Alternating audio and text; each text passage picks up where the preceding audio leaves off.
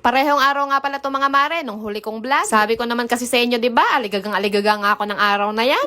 Paano nga kasi, napakarami kong ganap at eksena niya. Umaga pa nga kasi, nagumpisa na ako kumilos. Pero inabot na nga ako ng hating gabi dyan hindi pa rin ako matapos-tapos. So nung kinahaponan nga namili naman ako ng pang-almusal ng mga estudyante ko. Dinamihan ko na nga ng bili para aabot na nga yan hanggang Biyernes. Tapos nakakita nga din ako netong hipon sa palengke, kaya bumili na nga din ako para hindi na nga ulit ako mamamalengke bukas. At dahil bukas ko pa nga ito lulutuin mga mare, hinugasan ko na nga lang muna bago ko ipinasok sa ref. Bumili na din nga ako nitong tuyo mga mare at grabe na din nga pala ang mahal nito ngayon. Parang kailan lang, 10 piso lang yung isang balot nito. Pero ngayon nga, 20 pesos na. Grabe ba? Grabe na talaga ang presyo ng mga bilihin ngayon. Lahat nagmahal na. Ikaw na nga lang hindi, char. At bigla naman ako may naalala dito sa mga itlog na to. Bakit naman kasi hindi kayo magkasing laki? O eto pa isa. Pero pagod lang siguro talaga ako mga mare, kaya kung ano-ano na naiisip ko. Pero aminin nyo mga mare, alam kong iniisip nyo rin kung ano yung iniisip ko, char. Ito nga kasi, bumili na naman ako ng isang tray na itlog. Diba? Kabibili ko nga lang nung nakaraan, pero ubos na nga agad. Araw-araw nga kasi mga mare, nagluluto kami niya. Kasi nga, pang breakfast, lunch at dinner na namin yan, char. So ito naman nga ang eksena ko mga mare. Pagkatapos mamalengke, mamamalansa naman.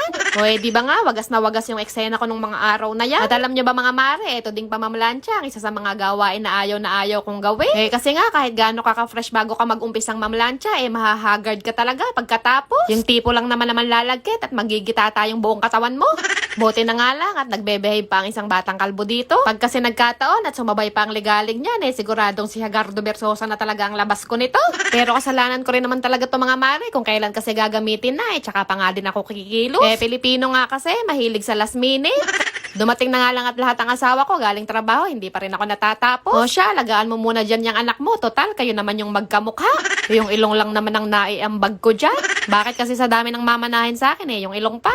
Paulit-ulit ko nga kasing sinasabi sa inyo, ako nga kasi yung leader ng fraternity. Plat yung dibdib, plat yung puwet, plat pa yung ayoko na nga lang mag-talk. Sabi ko nga sa asawa ko dito, kumain na muna sila. At pakainin niya na din nga yung batang maliit. Pero maya-maya nga lang, narinig ko nag-aaway na tong mag-ama.